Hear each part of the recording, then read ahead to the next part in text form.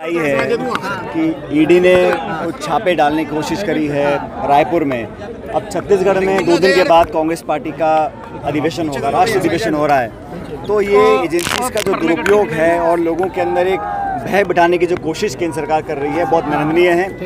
और पार्टी के खिलाफ इस प्रकार की जो कार्रवाई करने की इन्होंने आज पहल करी है, वो अपने आप में बहुत समझता हूँ मैं दुर्भाग्यपूर्ण है। और इन बातों से, इन हथकंडों से कांग्रेस पार्टी का डरने वाली नहीं है।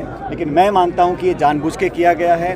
अधिवेशन से ठीक 2 दिन पहले रायपुर के अंदर जो आज उन्होंने सुबह सुबह कार्रवाई करी है, वो इस बात का प्रतीक है कि कहीं ना कहीं वो घबरा रहे हैं कि कांग्रेस और मजबूत होती चली जा रही है और कार्यकर्ताओं नेताओं को दबाव में रखने की एक रणनीति मुझे लगता है केंद्र सरकार की। बीजेपी को तो आपने बहुत कोसा, लेकिन पेपर लीक पर आपने कोई बात नहीं कही।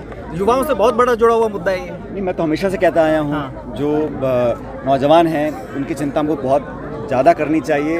और इस प्रकार की जो घटनाएं कभी हुई हैं उस पर जो कदम सरकार ने उठाए हैं उसके अलावा और भी उठाने चाहिए, ताकि जो मैं पहले भी कह चुका हूँ फिर कह रहा हूँ, जो इस पूरे मास्टरमाइंड हैं, इस पूरे षड्यंत्र के, उन तक पहुंचना बहुत ज़रूरी है। क्योंकि बार बार नौजवानों का अगर विश्वास टूटता है, उनका अगर इकबाल ख़त्म हो जाएगा सिस्टम के अंदर, तो बहुत बड़ी दिक्कत आने वाली पीढ़ी को आएगी। तो नौजवानों को प्रोत्साहित रखने के लिए उनके हौसले बुलंद रहें, उनका विश्वास बना रहे इस व्यवस्था के अंदर, ये बहुत जरूरी है।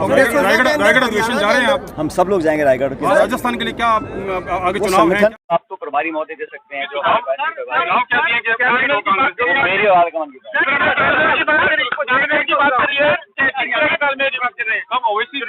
ओवैसी कह रहे हैं कि आप कहीं और जाइए चुनाव लड़ने के लिए। भाई ऐसा है जी, डेमोक्रेसी में, लोकतंत्र में हर एक को अधिकार है अपने भाषण देने का, अपनी विचारधारा को प्रज्वलित करने का, अपने संगठन को मजबूत करने का और चुनाव लड़ने का, और सभी का स्वागत है, इसमें किसी को रोक नहीं है।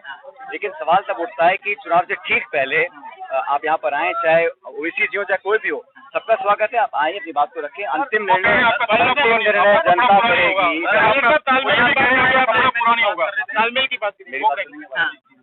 अंतिम निर्णय जनता को करना है, कौन से लोग, कौन से नेता, कौन से प्रत्याशी, कौन सी विचारधारा उनको पसंद है। और ये बात मैंने अभी कही कि प्रधानमंत्री जी को दौसा की याद आई चुनाव से पहले, ओवैसी साहब को टोंक की याद आई चुनाव से पहले। तो हम सब जानते हैं कि वो चुनाव से पहले कौन सा नेता किसको टारगेट करके काम करने की कोशिश कर रहे हैं। लेकिन मुझे पूरा विश्वास है लोगों के ऊपर, और आई सारी जनता ने मुझे दशकों से आशीर्वाद दिया है। आगे भी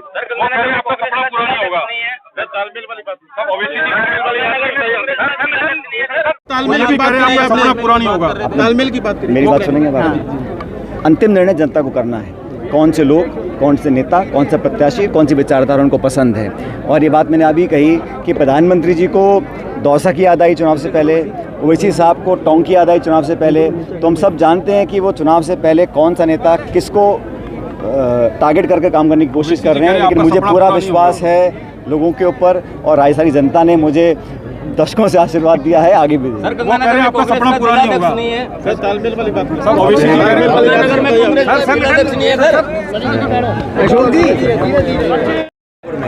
अब छत्तीसगढ़ के बाद कांग्रेस पार्टी का अधिवेशन नीचे कर लो भाई, XYZ हो रहा है।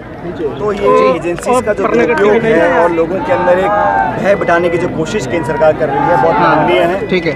और पार्टी के खिलाफ इस प्रकार की जो कार्रवाई करने की इन्होंने आज पहल करी है, वो अपने आप में बहुत समझता हूँ मैं दुर्भाग्यपूर्ण है। और इन बातों से, इन हथकंडों से कांग्रेस पार्टी का डरने वाली नहीं है।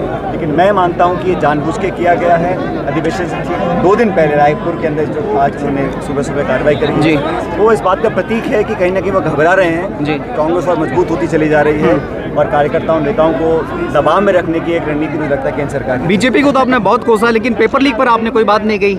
युवाओं से बहुत बड़ा जुड़ा हुआ मुद्दा है ये। मैं तो हमेशा से कहता आया हूँ जो नौजवान हैं उनकी चिंता हमको बहुत ज़्यादा करनी चाहिए।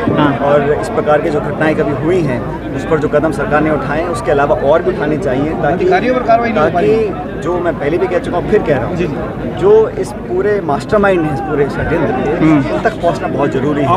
बार बार नौजवानों का अगर विश्वास टूटता है, उनका अगर इकबाल ख़त्म हो जाएगा सिस्टम के अंदर, तो बहुत बड़ी दिक्कत आने वाली पीढ़ी को आएगी। तो नौजवानों को प्रोत्साहित रखने के लिए उनके हौसले बुलंद रहें, उनका विश्वास बना रहे इस व्यवस्था के अंदर, ये बहुत जरूरी है। कांग्रेस को रायगढ़ अधिवेशन जा रहे हैं आप, हम सब लोग जाएंगे रायगढ़। वहाँ राजस्थान के लिए क्या आगे चुनाव है, क्या कहना चाहिए, क्या स्ट्रेटेजी? चुनाव तो भी मैं कल मेघालय जा रहा हूँ, परसों में कर्नाटक में था, चुनाव वहाँ पर भी हैं, नागालैंड में भी हैं और कर्नाटक में मई में होंगे। उसके बाद राजस्थान, मध्य प्रदेश, छत्तीसगढ़, तीनों स्टेट्स के चुनाव बहुत इंपॉर्टेंट है कांग्रेस पार्टी के लिए।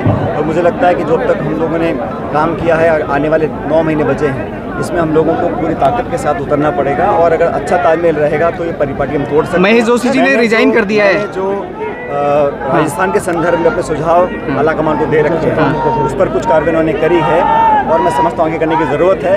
और 23 में जो चुनाव होंगे उसमें हम लोग जीत सकते हैं और आगे क्या करना है इसका निर्णय कांग्रेस पार्टी को करना है। और मुझे पूरा विश्वास है सर, तालमेल की बात करिए आप। सही समय पर सही निर्णय लेंगे। महेश जोशी जी ने रिजाइन किया है, कहा है कि अनुशासनात्मक कार्रवाई हुई है, तो क्या इस कार्रवाई से आप संतुष्ट हैं? इसका जवाब तो प्रभारी महोदय दे सकते हैं। सुझाव क्या दिए गए? तालमेल की बात करिए आपने। मेरी और आलकमान की। सर, तालमेल की बात करिए, तालमेल की बात करिए, किस तरह के तालमेल की बात कर रहे हैं? सब ओवैसी कह रहे हैं कि आप कहीं और जाइए चुनाव लड़ने के लिए। भाई मैं तो कहता हूँ ऐसा है जी, डेमोक्रेसी में, लोकतंत्र में हर एक को अधिकार है अपने भाषण देने का, अपनी विचारधारा को प्रचलित करने का, अपने संगठन को मजबूत करने का और चुनाव लड़ने का, और सभी का स्वागत है, इसमें किसी को रोक नहीं है। लेकिन सवाल तब उठता है कि चुनाव से ठीक पहले आप यहाँ पर आएँ, चाहे ओवैसी जी हो चाहे कोई भी हो, सबका स्वागत है।